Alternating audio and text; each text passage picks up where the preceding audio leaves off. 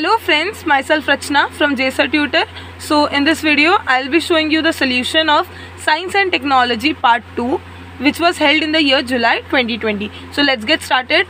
First, यहाँ पे देखो टाइम दिया है 2 आवर्स का पेपर था, मैक्सिमम मार्क्स वॉज 40 नोट्स. ठीक है, यहाँ पे 5 to 6 पॉइंट्स दिए हुए हैं, तो वो 5 to 6 पॉइंट्स रीड आउट करना है और फिर आगे क्वेश्चन स्टार्ट करना है. ठीक है, इसको स्किप नहीं करना है, इसको रीड आउट करना है, क्योंकि इसमें बहुत इंपॉर्टेंट क्वेश्चंस दिए रहते हैं, मतलब इंपॉर्टेंट पॉइंट्स दिए रहते हैं कि डायग्राम्स कैसे ड्रॉ करने हैं, क्या क्या लिखना है, वो सब दिया होता है. जैसे कि देखो फर्स्ट पॉइंट दिया है, all questions must be attempted, सारे क्वेश्चन अटेम्प्ट करना है.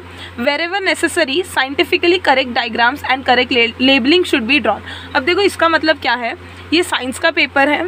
ठीक है, ये साइंस का पेपर है और एक क्वेश्चन सपोज है 4 मार्क्स का. ठीक है, एक क्वेश्चन सपोज 3 मार्क्स का है. ठीक है, एक क्वेश्चन 3 मार्क्स का है और उसमें वो लोग ने मेंशन नहीं किया है कि डायग्राम ड्रॉ करो. ठीक है, एक क्वेश्चन है 3 मार्क्स का, उसमें मेंशन नहीं किया है कि डायग्राम ड्रॉ करो, बट वो आंसर जो है उसका आंसर बहुत छोटा है. ठीक है, तो ऐसे टाइम पे आपको लग रहा है कि डायग्राम ड्रॉ करना है तो करना है. ठीक है, ऐसा नहीं कि आप ये नहीं सोच सकते कि डायग्राम ड्रॉ करने के लिए तो बताया ही नहीं है. ठीक है, तो इसके लिए ये बोला है कि wherever necessary scientifically draw correct diagrams and correct labelling should be drawn. तो हर जगह पे लोग मेंशन नहीं करेंगे कि यहाँ पे ड्रॉ करना है, वहाँ पे ड्रॉ करना है. आपको जहाँ जहाँ लग रहा है कि इतने पॉइंट्स के लिए इतना मार्क्स कम लग रहा है, सॉरी ज़्यादा लग रहा है, तो हम लोग थोड़ा डायग्राम ड्रॉ कर लेंगे, तो कर लो, वो बेटर ऑप्शन है. ठीक है, टीचर को मार्क्स कट करने का ऑप्शन नहीं मिलना चाहिए. Next third point, start every main question as a new page. ये सिर्फ साइंस के लिए नहीं, सारे पेपर्स के लिए, कि सारा हर क्वेश्चन, हर नया क्वेश्चन एक नए पेज से ही स्टार्ट करो. ठीक है, नेक्स्ट है numbers to the right indicate full marks. यहाँ पे जो राइट साइड पे जो भी मार्क्स दिए हुए हैं, ये सारे फुल मार्क्स इंडिकेट करते हैं. जैसे फर्स्ट क्वेश्चन के लिए 5 क्वेश्चन, तो ये 5 मार्क्स पूरे. ठीक है, next for question number 1A MCQ, देखो यहाँ पे मेंशन किया है question number 1A MCQ, marks will be given only for the first attempt. ठीक है, यहाँ पे बोला है कि अभी लाइक आपने फर्स्ट पे लिखा water reservoir possess dash energy. ठीक है, water reservoir possess dash energy, और पहले लिख लिया न्यूक्लियर एनर्जी. ठीक है, सेंटेंस में पहले लिख लिया न्यूक्लियर एनर्जी और फिर कट करके काइनेटिक एनर्जी लिख रहे हो. कैसे लिखना है मैं बताऊंगी कि क्वेश्चन नंबर 1 MCQ कैसे लिखना है. बहुत लोगों को डाउट रहता है, तो मैं वो क्लियर कर दूंगी एक पेपर में लिख के. ठीक है, तो यहाँ पे मैं कैसे करते हैं वाला पॉइंट तभी एक्सप्लेन कर दूंगी. नेक्स्ट है the answer to every MCQ should be written as shown. The answer to every MCQ should be written as shown. देखो पहले क्या बोला जाता था कि देखो सपोज ये मेरा फर्स्ट MCQ है, मैंने क्वेश्चन नंबर 1A लिखा, चूज द करेक्ट अल्टरनेटिव लिखा. ठीक है, नेक्स्ट मेरा फर्स्ट आंसर मैं लिख के बताती हूँ. पहले मैं सारे आंसर्स बता देती हूँ. ठीक है, पहले water reservoir possess dash energy. Water reservoir, ठीक है, पानी के जो भी बड़े बड़े रिजर्वॉयर्स होते हैं वो कौन से एनर्जी होते हैं, वो सब हम लोग का पोटेंशियल एनर्जी स्टोर करते हैं. ठीक है, कौन सा एनर्जी, पोटेंशियल एनर्जी. ठीक है, स्टोर्ड रहता है वो एनर्जी, इसके लिए पोटेंशियल एनर्जी. अगर वही पूछा कि फ्लोइंग वाटर, ठीक है, फ्लोइंग रिवर या फ्लोइंग वाटर कौन सा, वो काइनेटिक एनर्जी. ठीक है, वाटर रिजर्वॉयर एक जगह पे रहता है, एक जगह पे स्टोर्ड रहता है, इसके लिए वो हो जाएगा पोटेंशियल एनर्जी. ठीक है, next in mitotic division nuclear membrane completely disappear in dash phase in prophase. उसका आंसर पढ़ोगे तो पता चल जाएगा, आंसर प्रोफेस है. Next genetic changes occur due to dash pollution. Air pollution से कोई जेनेटिक चेंजेस नहीं होते, वाटर पोल्यूशन से भी नहीं होते, इवन सॉइल से भी कुछ नहीं होते. जेनेटिक चेंजेस होते हैं रेडियो एक्टिव पोल्यूशन से. किससे, रेडियो एक्टिव पोल्यूशन से. ठीक है, next in human sperm production occurs in the dash organ. In human sperm production occurs in the dash organs. तो ये सारे जो है ये कुछ नहीं है हम लोग का, सॉरी लाइक जो स्पर्म प्रोडक्शन है. ठीक है, यहाँ पे हम लोग को क्या करना है, हम लोग को टेस्टीज लिखना है. ठीक है, ह्यूमन में स्पर्म प्रोडक्शन होता है टेस्टीज में. ठीक है, next which sanctuary of Assam is under threat due to dams and indiscriminate use of water. तो इसका आंसर है मानस. ठीक है, next question number 1B, answer the following sub question. ठीक है, इसका मैं आंसर लिख देती हूँ, फिर क्वेश्चन रीड करती हूँ. ठीक है, name the locomotory organ of animal shown in the above figure. ठीक है, तो सबसे पहले तो फिगर में कौन सा एनिमल शो किया है वो देख लो. तो ये एनिमल है हम लोग का स्टारफिश. कौन सा एनिमल है, ये स्टारफिश. अब लोकोमोटरी ऑर्गन क्या होता है, ये पहले भी सुना होगा. लोकोमोटरी ऑर्गन होता है वो ऑर्गन जिससे हम लोग लोकेशन, लाइक हम लोग अपना मोशन चेंज करते हैं. जैसे कि ह्यूमन को अगर यहाँ से यहाँ जाना होगा तो वो किससे जाएगा, ऑफकोर्स पैर से जाएगा. ठीक है, तो उसके पास कौन सा ऑर्गन है, लोकेशन मतलब मूव करने के लिए उसके पास है लेग. राइट, उसके पास है लेग। तो यहाँ पे पूछा है कि ये जो अबव एनिमल शो किया है उसका कौन सा ऑर्गन है जिससे वो लोकेशन मूव करता है, ठीक है, वो अपने आप को मूव करता है, वो कौन सा ऑर्गन है, तो उसका आंसर आएगा ट्यूब फिट, ठीक है। Next, find the correct correlation spirogyra fragmentation, Planaria हो जाएगा रीजनरेशन, ठीक है। मैं दोनों का एक शॉर्ट में बता देती हूँ फ़र्क क्या है। देखो स्पाइरोगायरा क्या करता है, एक स्पाइरोगायरा ठीक है, एक स्पाइरोगायरा फ्रेगमेंट मतलब छोटे छोटे टुकड़ों में टूटता है और फिर वो ग्रो होता है, ठीक है। एक स्पाइरोगायरा है सब, ठीक है, एक स्पाइरोगायरा और छोटे छोटे टुकड़े में फ्रेगमेंट में टूटता है और फिर वो क्या होता है, ग्रो होता है, ये फ्रेगमेंटेशन है। नेक्स्ट प्लानेरिया क्या है, प्लानेरिया को अगर आप लोग ने काट लिया ना तो यहाँ पे प्लानेरिया क्या करता है, प्लानेरिया ये एनिमल जो है ये एनिमल को अगर एक दो टुकड़े में या कितने भी टुकड़े में समथिंग 3 to 4 टुकड़े में कर दिए ना एक प्लानेरिया को, तो वो अलग अलग अपने इंडिपेंडेंट, अभी सपोज प्लानेरिया है, ठीक है, एक प्लानेरिया है और एक प्लानेरिया के सर को अलग किया, बॉडी को अलग किया, टेल को अलग किया, मतलब 3 पार्ट्स में किया, ठीक है।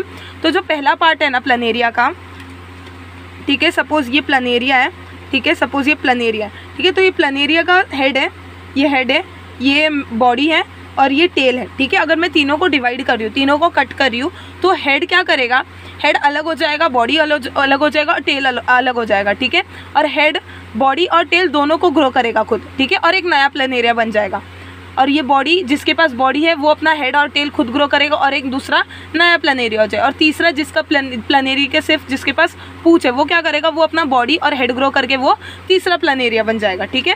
तो इसमें ये होता है रीजनरेशन और फ्रेगमेंटेशन लगभग सेम होता है, बट स्पाइरोगायरा में क्या होता है, स्पाइरोगायरा में क्या होता है, स्पाइरोगायरा में जो पैरेंट स्पाइरोगायरा होता है, ठीक है, जो पैरेंट स्पाइरोगायरा होता है वो अपने आप को जानबूझ के तोड़ करता है, ठीक है, वो अपने आप को जानबूझ के तोड़ता है, बट ऐसा कुछ नहीं है प्लानेरिया में कि वो पैरेंट है इसके लिए तोड़ रहा है, ठीक है। फ्रेगमेंटेशन अलग है, रीजनरेशन अलग है, स्पाइरोगायरा फ्रेगमेंटेशन करता है, प्लानेरिया रीजनरेशन, ठीक है। Next, write whether the following statement is true और false. DNA fingerprinting is mainly useful in forensic science, true है, डीएनए फिंगरप्रिंटिंग को फॉरेंसिक साइंस वगैरह में बहुत ज़्यादा यूज़ किया जाता है। Write the molecular formula of, 2 minute में लिख लूँ, ठीक है, ये write the molecular formula of 4% acetic acid that is vinegar, ठीक है। विनेगर का मॉलिक्यूलर फॉर्मूला पूछा है, जो एसिटिक एसिड है उसका मॉलिक्यूलर फॉर्मूला है CH3COOH, ठीक है, sorry OOH। Which molecules are necessary for the formation of plasma membranes, तो इसका आंसर आएगा फॉस्फोलिपिड्स, इसका आंसर आएगा फॉस्फोलिपिड्स। लिपिड्स बनता है फैट से, ठीक है। अब इतना लंबा लिखने की जरूरत नहीं, यहाँ पे पूछा है which molecules are necessary for the formation of plasma membrane, answer लिख दो फॉस्फोलिपिड, ठीक है। यहाँ पे मैं फर्स्ट MCQ कैसे लिखते वो बता देती हूँ।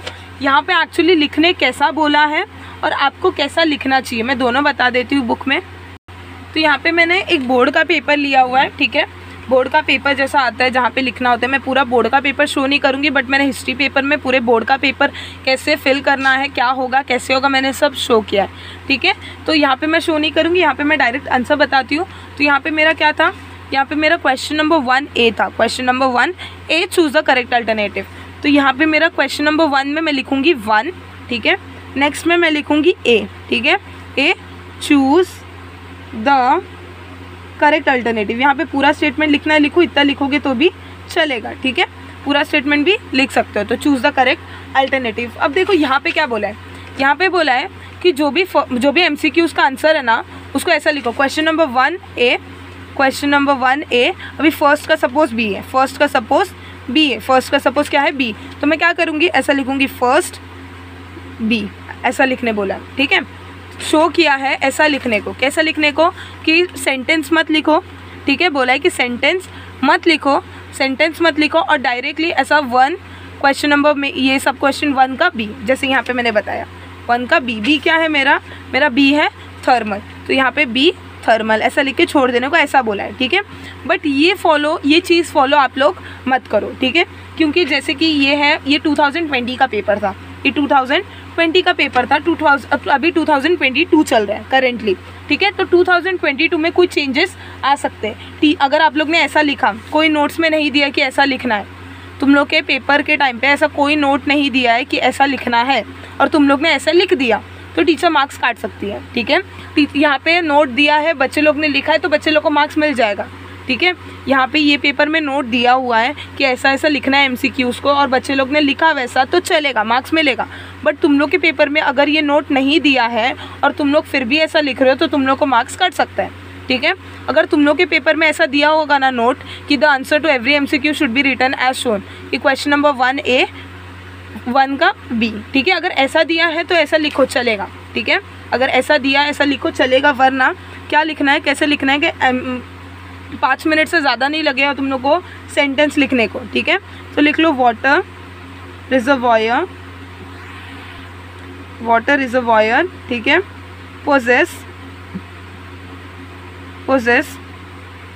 डैश एनर्जी, तो यहाँ पे हम लोग को पता है कौन सा एनर्जी, पोटेंशियल। तो मैं यहाँ पे एक डैश में भी पोटेंशियल लिख लूँगी और फिर मैं नीचे एरो डालूंगी और लिखूँगी बी नहीं, कौन सा ऑप्शन है, ऑप्शन नंबर डी है, ठीक है, डी पोटेंशियल, ठीक है। अब यहाँ पे मैंने बोला था मेरे को एक पॉइंट एक्सप्लेन करना है, ठीक है। ये वाला पॉइंट जो था for question number 1A MCQ marks will be given only for the first attempt. अब देखो यहाँ पे अगर मैं यहाँ से स्टार्ट करने की बात करूँ, मेरा फर्स्ट अटेम्प्ट क्या था, water reservoir poses potential energy, ठीक है। मेरा ये फर्स्ट अटेम्प्ट था, मैंने आंसर में लिखा पोटेंशियल। अब मुझे एंडिंग में डाउट हो रहा है कि नहीं पोटेंशियल नहीं होगा, मुझे लग रहा है कि थर्मल होगा, ठीक है। मुझे लग रहा है कि पोटेंशियल नहीं थर्मल होगा। ऑफकोर्स पोटेंशियल ही आंसर है, बट अगर सपोज डाउट हुआ, ठीक है, तो मैंने क्या किया, यहाँ पे मैंने कट कर दिया और मैंने यहाँ पे लिख लिया बी थर्मल, ठीक है। तो यहाँ पे थर्मल राइट हो या रॉन्ग हो, ये थर्मल राइट आंसर हो कि रॉन्ग आंसर हो, आपको आंसर में रॉन्ग ही मिलेगा, ठीक है। क्योंकि बोला है कि MCQ में इस तरह का सेकंड अटेम्प्ट नहीं चलेगा कि एक को कट कर दिया दूसरा लिख दिया, ऐसा सेकंड अटेम्प्ट नहीं चलेगा। MCQ में जो पोटेंशियल लिखा था वो राइट रहेगा तो राइट मिलेगा, रॉन्ग मिलेगा तो रॉन्ग रहेगा तो रॉन्ग मिलेगा, ठीक है।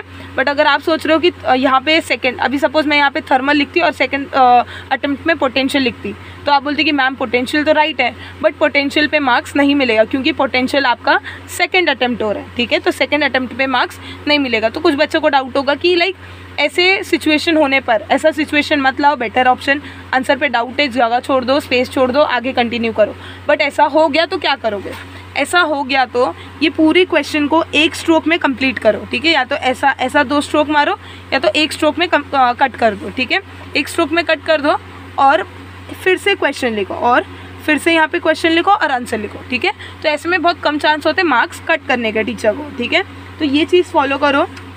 यहाँ पे मैंने सारी चीज़ें बता दी हैं, सारे MCQs। Water reservoir poses potential energy, thermal energy नहीं है आंसर, ठीक है, पोटेंशियल एनर्जी है। In mitotic division nuclear membrane completely disappear in prophase.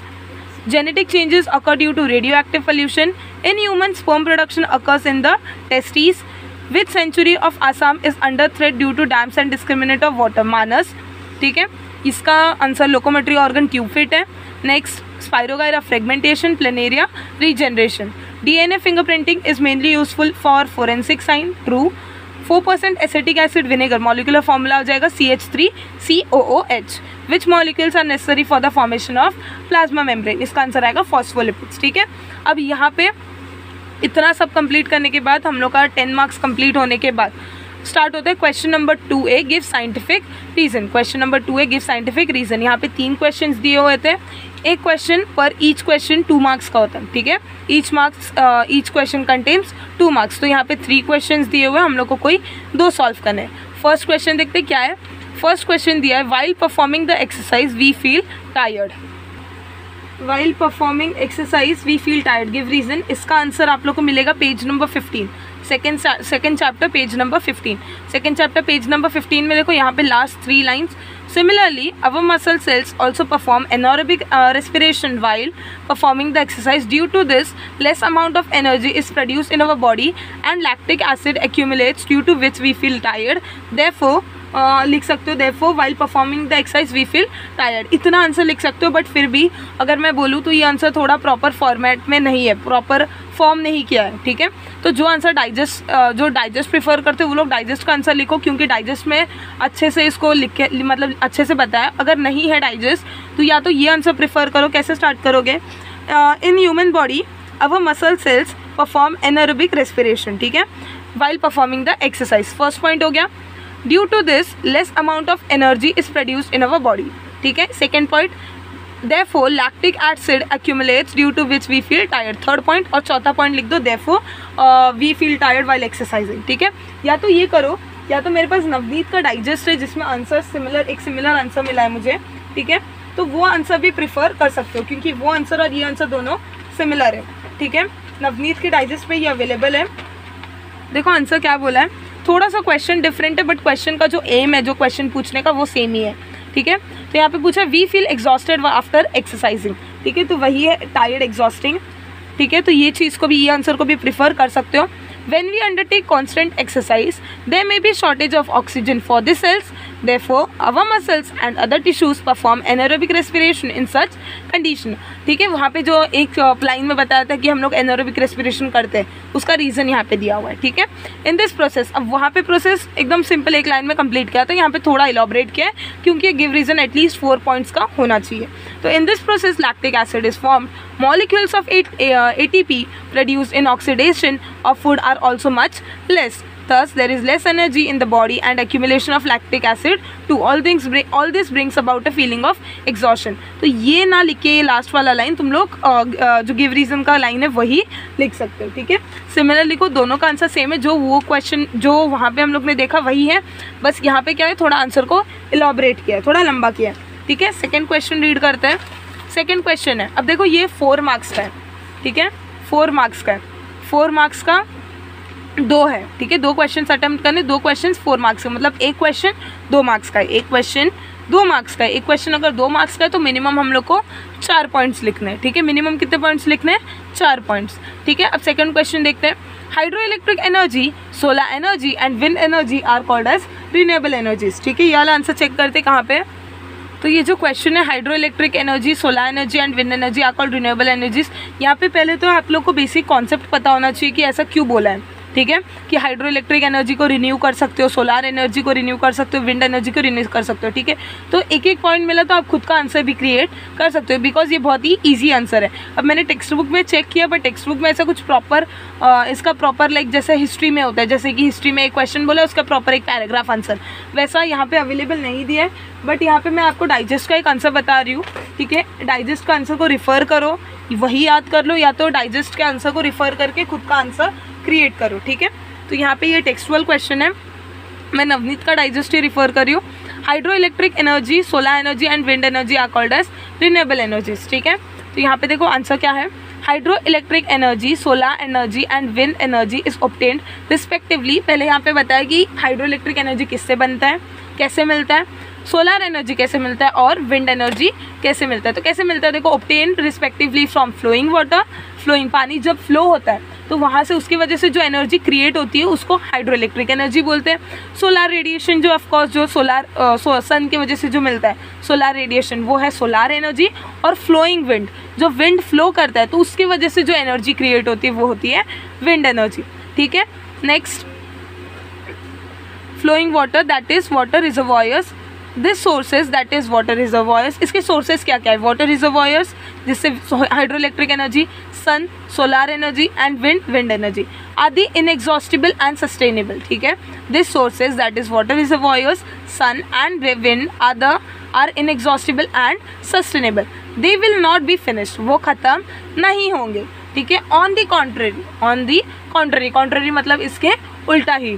The conventional energy sources such as coal, fossil fuels have limited reserve. अब देखो पानी खत्म नहीं होने वाला उतनी जल्दी. ठीक है, वही पानी गिरा नीचे फिर से यूज़ किया. ठीक है, पानी खत्म नहीं होगा, सन खत्म नहीं होने वाला, विंड भी खत्म नहीं होगा. ठीक है, तो इसके लिए इसको क्या बोला है, रिन्यूएबल एनर्जी. इसको बार बार रिन्यू कर सकते हैं. ऐसा नहीं कि पानी एक बार, जो पानी का एक बैच, एक रिजर्वॉयर में पानी था वो चला गया तो उसको फिर से नहीं ला सकते, उसको फिर से ला सकते हैं. ठीक है, जबकि फॉसिल फ्यूल्स, कोल, इसके लिमिटेड स्टॉक है. ठीक है, मतलब ये कभी ना कभी ख़त्म होने वाले हैं. और क्या है, they can not be renewed, उनको रिन्यू नहीं कर सकते. जैसे कि पानी को फिर से यूज़ कर सकते वैसा किसको रिन्यू नहीं कर सकते, वैसा कोल को रिन्यू नहीं कर सकते. ठीक है, एक बार जला लिया, एक बार यूज़ कर लिया तो गया.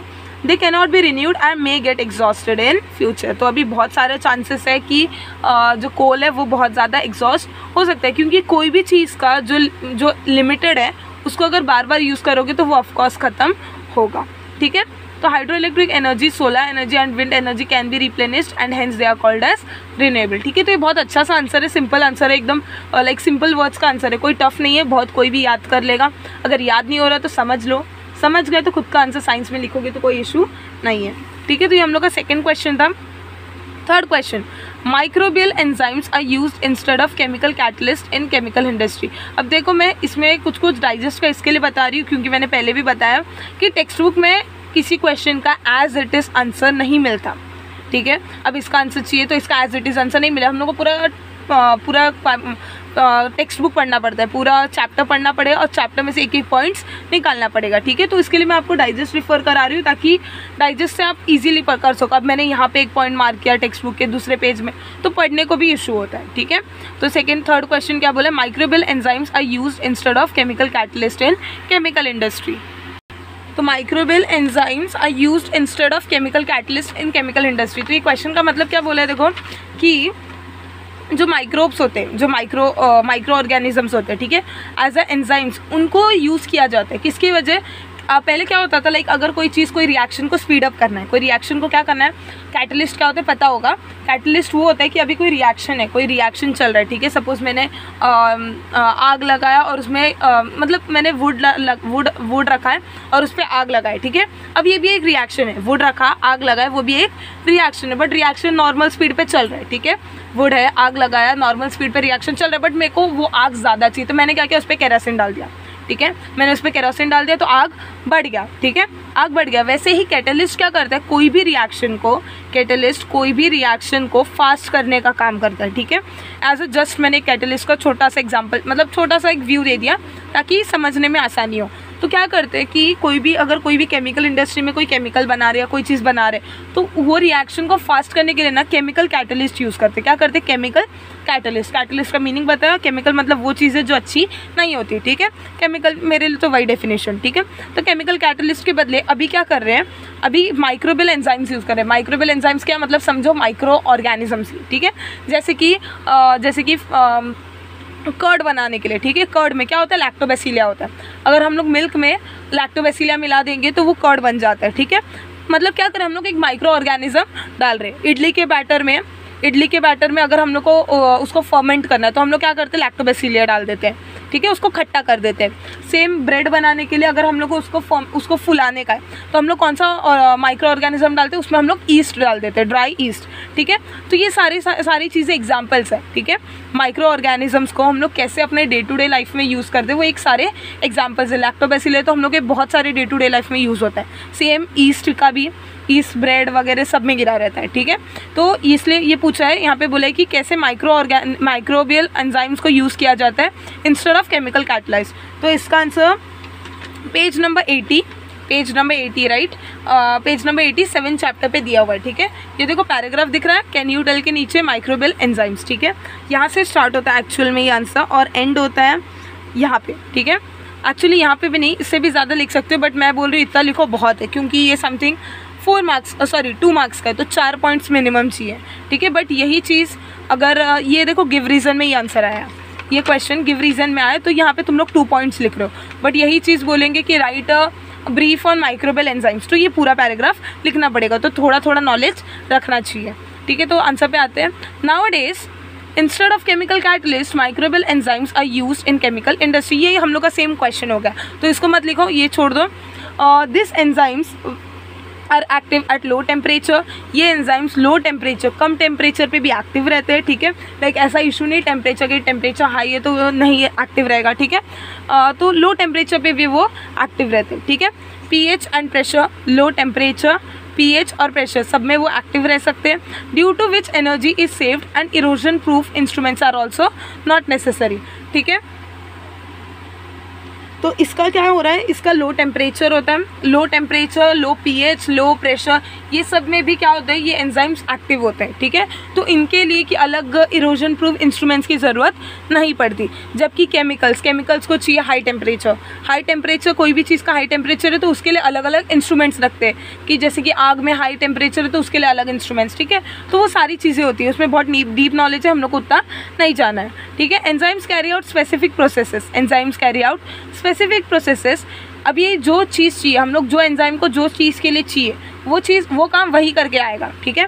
जैसे कि अभी सपोज हम लोग को टी बनाना है, ठीक है, टी बनाना है और टी को हम लोग को मीठा करना है, टी को क्या करना है हम लोग को मीठा करना है, तो वो सिर्फ मीठा काम करके निकल जाएगा एंजाइम, ठीक है, ऐसा वाला है, ठीक है, मतलब एक्स्ट्रा चीज़ें नहीं करेगा। तो enzymes carry out specific process, enzyme जो काम के लिए रखा है उसको वही काम करके वो आ जाएगा। Hence unnecessary by product. अब बाई प्रोडक्ट्स क्या होता है? बाई प्रोडक्ट्स मतलब एक्स्ट्रा प्रोडक्ट्स, ठीक है, बाई प्रोडक्ट्स मतलब एक्स्ट्रा प्रोडक्ट्स। जैसे कि मैंने क्या किया, मैंने वुड लिया, ठीक है, मैंने वुड लिया और उसको मैंने जलाया। सबसे अच्छा एग्जांपल, मैंने वुड लिया और उसको जलाया, ठीक है। मेरे को कार्बन डाइऑक्साइड चाहिए था, मेरे को कार्बन और ऑक्सीजन का मिक्सअप CO2 चाहिए था, तो मैंने ये काम किया, ठीक है। तो मुझे CO2 तो मिला, ठीक है, मुझे ये दोनों के रिएक्शन से CO2 तो मिला, बट मुझे क्या मिला, वो वुड के जल जाने के बाद मुझे उसके एशेस मिले, ठीक है, जो मेरे को उसकी ज़रूरत नहीं थी, मेरे को उसकी ज़रूरत नहीं थी, मेरे को CO2 की ज़रूरत थी, ठीक है, और मेरे को CO2 मिल गया, बट मेरा वो प्रोडक्ट बाई प्रोडक्ट है, कौन सा?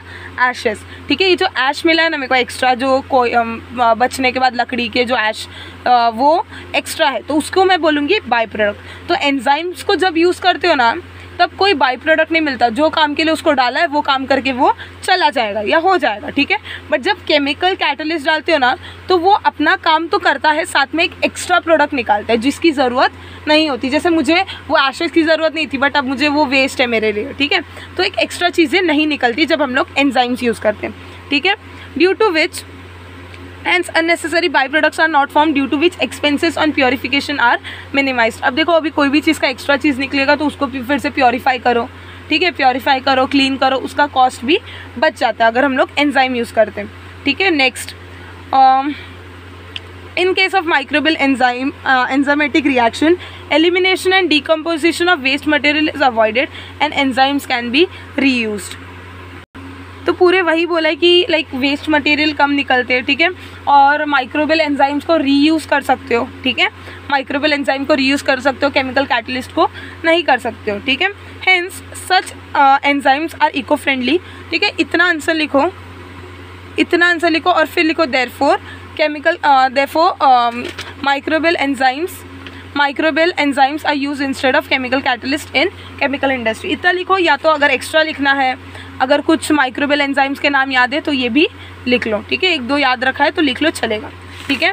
तो यहाँ पे हम लोग का गिव रीजन कंप्लीट हुआ। Next question number 2A complete. Question number 2B, answer the following questions any three मतलब यहाँ पे भी पर क्वेश्चन 2 मार्क्स का, ईच क्वेश्चन 2 मार्क्स, ठीक है, ईच 2 मार्क्स का। फर्स्ट क्वेश्चन, अब देखो कुछ बच्चे लोग को डाउट होता है कि मैम डिस्टिंग्विश पढ़े कि नहीं पढ़े, डिस्टिंग्विश आएगा कि नहीं आएगा। ऑफ कोर्स देखो यहाँ पे देखो कैसे दिया है, आंसर द फॉलोइंग में डिस्टिंग्विश पूछा है, आंसर द फॉलोइंग में क्या पूछा है? डिस्टिंग्विश। तो ऐसा मत रखो कि क्या पढ़ना है क्या नहीं पढ़ना है, सब पढ़ना है, डिस्टिंग्विश भी पढ़ो। देखो डिस्टिंग्विश को ऐसा पूछा जा रहा है, distinguish between aerobic respiration and anaerobic respiration, ठीक है। तो सिंपल से 2 पॉइंट्स तो मैं भी यहाँ पे बोल दूंगी, ठीक है, सिंपल से यहाँ पे देखो एनी 2 पॉइंट्स पूछा है, एरोबिक के 2, एनारोबिक के 2, टोटल 4 पॉइंट, लेकिन 2-2 पॉइंट दोनों के, ठीक है। तो सबसे पहले तो 1-2 पॉइंट तो मैं ऐसे ही बोल दूंगी कि एरोबिक कब होता है? एरोबिक तब होता है जब ऑक्सीजन होता है, एनारोबिक कब होता है? जब ऑक्सीजन नहीं होता, ठीक है। फर्स्ट पॉइंट क्या लिख सकते हो? फर्स्ट पॉइंट ये लिख सकते हो कि एरोबिक रेस्पिरेशन में सबसे इंपॉर्टेंट पॉइंट ये तो लिखना ही है कि aerobic respiration requires presence of oxygen, whereas anaerobic respiration anaerobic respiration occurs when there is an absence of oxygen, ठीक है। फर्स्ट पॉइंट हो गया। सेकंड पॉइंट ये लिख सकते हो कि energy is produced in large amount, ठीक है। एरोबिक रेस्पिरेशन ऑक्सीजन के होने पर, एक लार्ज अमाउंट पे ऑक्सीजन के होने पर क्या होते हैं? एनर्जी होते हैं, एनर्जी क्रिएट होती है, जबकि एनारोबिक रेस्पिरेशन में ऑक्सीजन की कमी पर जो एनर्जी है वो बहुत कम डेवलप होते हैं। तो यहाँ पे मैंने 2 पॉइंट्स नॉर्मली बता दिए, वो 2 पॉइंट लिख लो, या तो अगर और पॉइंट्स मिल रहे जैसे कि aerobic respiration takes place in nucleus as well as in cytoplasm, anaerobic respiration occurs only in cytoplasm। तो यहाँ पे मैंने 3 पॉइंट बताया, चाहिए तो मैं और पॉइंट बता देती हूँ। ग्लूकोज, यहाँ पे देखो एरोबिक रेस्पिरेशन में नाम, एरोबिक रेस्पिरेशन में ग्लूकोज इज कम्प्लीटली ऑक्सीडाइज, और यहाँ पे एनारोबिक रेस्पिरेशन में ग्लूकोज इज इनकम्प्लीटली ऑक्सीडाइज। तो ये आंसर मैं लिख के नहीं दे रही, मैंने जो जो बोला है उसको कॉपी कर लो और वो लिख सकते हो, ठीक है। कोई 2 पॉइंट बोला है, मैंने 4 पॉइंट लिख के दिया है, मतलब बताया है, बोला नहीं है, लिखा नहीं है, ठीक है। Next, right short note on sacred groups. ये बहुत ही इंपॉर्टेंट, मतलब बहुत इजी सा आंसर है, डायरेक्टली जो टेक्स्ट बुक में अवेलेबल। मैं बताती हूँ कौन सा पेज नंबर पे। तो सैक्रेड ग्रुप्स का आंसर देखो कहाँ पे, पेज नंबर 43, पेज नंबर 43, ये जो येलो कलर का पार्ट है वो पूरा पैराग्राफ ये वैसा समझ लो, ठीक है, पूरा पैराग्राफ सेक्रेड ग्रोव का, chapter number 4। The forest conserved in the name of God and considered to be sacred is called as sacred grove, ठीक है। These are in fact sanctuaries conserved by the society and not by the government forest department. As it has been conserved in the name of God, it has special protection. These clusters of thick forest are present only in Western Ghats of India, but not only in the Western Ghats but in the entire country. ठीक है, next, more than 13,000 sacred groves have been reported in India. Where are such sacred groves in Maharashtra? ठीक है, यहाँ तक, मतलब ये पूरा नहीं, यहाँ तक पढ़ना हम लोग को, ठीक है। तो ये क्वेश्चन मतलब बहुत सिंपल वर्ड्स में दिया, समझ भी गया होगा कि जो भी फॉरेस्ट को कंजर्व किया जा रहा है, कौन कंजर्व कर रहा है? गवर्नमेंट नहीं, ठीक है। अब फॉरेस्ट को गवर्नमेंट कंजर्व करती है, संभाल के रखती है फॉरेस्ट को, ठीक है, बट जो फॉरेस्ट को सोसाइटी संभाल रही है, जो फॉरेस्ट को सोसाइटी संभाल रही है, क्यों संभाल रही है? क्योंकि उनको लगता है कि यहाँ पे लाइक गॉड रहते हैं, ठीक है। तो ऐसे फॉरेस्ट को सेक्रेड ग्रोव कहा जाता है, ठीक है। तो यहाँ पे इसको सेक्रेड ग्रोव का मीनिंग बताया, फिर बोला है कि इनको एक स्पेशल प्रोटेक्शन दिया जाता है, और ये सेक्रेड ग्रोव सिर्फ वेस्टर्न घाट्स में नहीं, पूरे कंट्री में, मतलब पूरे कंट्री में मिलता है। पूरे कंट्री में कितना मिला है? देखो 13,000 से भी ज़्यादा सेक्रेड ग्रोव्स इंडिया में मिलते हैं, ठीक है। तो ये आंसर हो गया पेज नंबर 43 पे जो दिया हुआ था। अब नेक्स्ट क्वेश्चन देखते हैं। Explain the term modern technology of reproduction that is IVF, ठीक है। यानी 3 था और पीछे भी शायद क्वेश्चन है, ये थर्ड क्वेश्चन मैं करा दी हूँ, मॉडर्न टेक्नोलॉजी ऑफ रिप्रोडक्शन। इस पे हम लोग को आंसर द फॉलोइंग क्वेश्चन, ये टर्म एक्सप्लेन करना है। 2 मार्क्स का मिनिमम 4 पॉइंट्स होने चाहिए। हम लोग को हमेशा ना, अभी मैंने बोला कि मेरे को IVF पे बहुत ज़्यादा आंसर आ रहा है, ठीक है, मुझे IVF पे बहुत लंबा एक पैराग्राफ आ रहा है, मेरे को मतलब 8-10 पॉइंट्स आ रहे हैं, तो मैं 8-10 पॉइंट्स नहीं लिखूँगी, ठीक है। कितने 4 पॉइंट्स मिनिमम चाहिए ना, तो मैं मिनिमम 7 मतलब मैक्सिमम 7 पॉइंट्स लिखूँगी। क्यों? क्योंकि अगर आप ज़्यादा पॉइंट्स लिखते हो ना, आप उसमें ज़्यादा इंडल्ज हो रहे हो ना, तो आप बाकी का टाइम नहीं दे पाओगे, ठीक है। अभी इसका क्या फ़ायदा, आप 7 पॉइंट लिखोगी, 10 पॉइंट लिखो, मिलेगा तो 2 मार्क्स, और बाकी अगर ये लिखते लिखते बाकी क्वेश्चन छूट गया तो प्रॉब्लम हो सकता है, ठीक है। अगर फिर भी आपको लग रहा है कि नहीं मुझे इसका ज़्यादा पॉइंट्स लिखने हैं, तो क्या कर सकते हो पता है, कि 4-5 पॉइंट लिख लिया, 6 पॉइंट लिख लिया मिनिमम सपोज, और सोच लो कि मेरे को और 4 पॉइंट आ रहा है, ठीक है। तो वो 4 पॉइंट के लिए ना स्पेस छोड़ दो, 4 पॉइंट के लिए स्पेस छोड़ दो और नया क्वेश्चन कंप्लीट चालू करो, ठीक है। फिर पूरा क्वेश्चन कंप्लीट होने के बाद अगर टाइम बच रहा है तो ये लिखो, वरना छोड़ दो, ठीक है। तो एक क्वेश्चन पे ज़्यादा टाइमिंग मत दो, प्रॉपर टाइम मैनेजमेंट रखो ताकि पेपर प्रॉपर टाइम पे कंप्लीट हो जाए, ठीक है। तो इसका आंसर मैं बताती हूँ। तो IVF, इसका answer page number 32, third chapter, ठीक है, जो थर्ड चैप्टर है उस पर है IVF। देखो IVF का मैं बोलूँ ना, ये थोड़ा पॉइंट्स मेरे को छोटे लग रहे हैं, ठीक है, मेरे को थोड़े कम पॉइंट्स लग रहे हैं 2 मार्क्स के लिए, ठीक है। तो क्या कर सकते हो कि ऐसा लिख सकते हो, many couples can not have children, थोड़ा सा उसका इंट्रोडक्शन, 1 पॉइंट का इंट्रोडक्शन लिखो, ठीक है। 4 पॉइंट्स चाहिए ना हम लोग को मिनिमम, तो 1 पॉइंट का इंट्रोडक्शन लिखो और 3 पॉइंट का आंसर लिखो, चलेगा, ठीक है। तो यहाँ पे देखो बहुत सारे इंट्रोडक्शन पार्ट दिया हुआ है।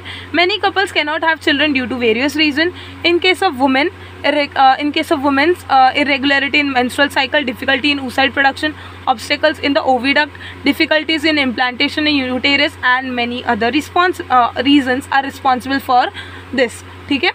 Absence of sperm in the semen, slow movement of sperms, anomalies in the sperms, and the reasons are the reasons in case of males. But now with the help of advanced medical technique like IVF, surrogacy, sperm bank, the childless couples can have a child, ठीक है। तो ये पूरा paragraph से मैं बोल दूंगी कि इतना यहाँ से लेके यहाँ तक लिखो, ठीक है, ठीक है।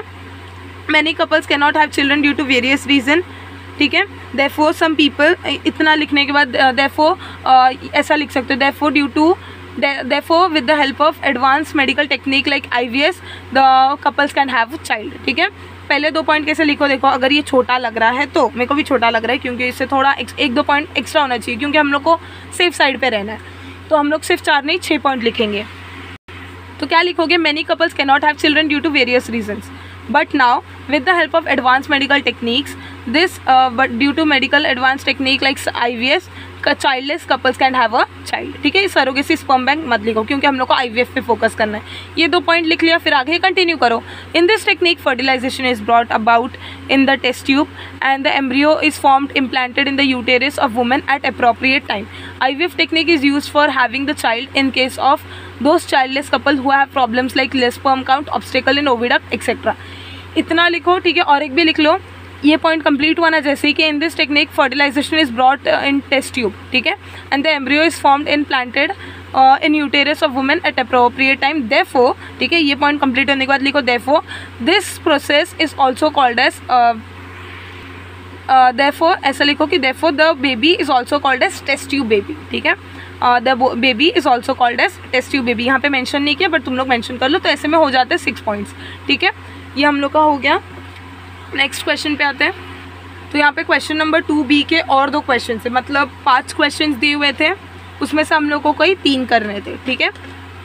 तो यहाँ पे क्या बोला है, देखो question, how is balanoglossus connecting link between chordates and non chordates, ठीक है, मतलब यहाँ पे बोला है कि बेलोंगलेस ये कैसे एक कॉर्डेट भी है और एक नॉन कॉर्डेट, मतलब दोनों का कनेक्टिंग लिंक कैसे बन रहा है, ठीक है। तो इसमें भी हम लोग सिमिलर 4 to 5 मतलब 4 to 5 पॉइंट्स लिखेंगे, बट एक्स्ट्रा आ रहा है तो एक्स्ट्रा लिख लेंगे, अब आंसर डिपेंड करता है, ठीक है। अभी आंसर सपोज आया 4 मार्क्स का, बट 8 पॉइंट्स नहीं बन रहे, तो एक डायग्राम, सूटेबल डायग्राम ड्रॉ कर सकते हो, ठीक है।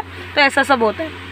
तो वो क्वेश्चन का आंसर कहीं पे भी दिया नहीं है, मतलब ऐसा स्पेसिफिकली, बस 2 लाइन दिया हुआ है, पेज नंबर 71 पे देख सकते हो। देखो, through the view point of evaluation balanoglossus is considered as connecting link between non chordates and chordates, this animal shows the character of both the groups, ठीक है। तो इतना ही बताया और कहीं पे भी पूरे टेक्स्ट बुक में मैंने मतलब ढूंढा, कहीं पे और कुछ नहीं है। तो इसका आंसर मैं डाइजेस्ट से आप लोग को रिफर करा देती हूँ ताकि आंसर प्रॉपर मिल जाए, ठीक है। तो नवनीत के डाइजेस्ट में देखो इसका क्वेश्चन है कि balanoglossus is connecting link between non chordates and chordates, तो balanoglossus shows some characters of non chordates, it also has a notochord as in case of chordates. तो यहाँ पे बोला कि बेलोंगलेस जो है वो थोड़े कैरेक्टर्स नॉन कॉर्डेट्स के दिखा रहे हैं। अभी नॉन कॉर्डेट है तो उसका नोटोकोड तो नहीं होना चाहिए, नॉन कॉर्डेट है तो नोटोकोड नहीं होना चाहिए, बट यहाँ पे बोला है कि it also has a notochord as in case of chordates, since it shares the characters of non chordates and chordates from the view point of evolution it is called the connecting link between them, ठीक है। तो यहाँ पे 4 points हो गए, तो ये answer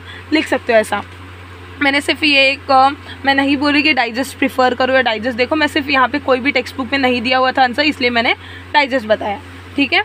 तब नेक्स्ट क्वेश्चन की तरफ आते हैं। नेक्स्ट क्वेश्चन क्या दिया हुआ है, तो नेक्स्ट क्वेश्चन दिया explain Darwin's theory of natural selection, first chapter पे जाते हैं। तो explain Darwin's theory of natural selection, इसका answer page number 7 first chapter पे दिया हुआ है। देखो बहुत बहुत बड़ा सा आंसर है, बट आप लोग को जितना हो सके उतना लिखो, ठीक है। Charles Darwin has collected innumerable specimens of plants and animals, and depending upon the observation of those specimens he published the theory of natural selection, ठीक है। ये लिखने की ज़रूरत नहीं है, ठीक है, ये लिखने की यहाँ तक ज़रूरत नहीं है, ठीक है। तो ये पूरा पॉइंट नहीं लिखोगे तो चलेगा, सर्वाइवल ऑफ द फिटेस्ट तक नहीं लिखेगा, ठीक है। हम लोग स्टार्ट करेंगे। All the organisms compete with each other in a life-threatening manner.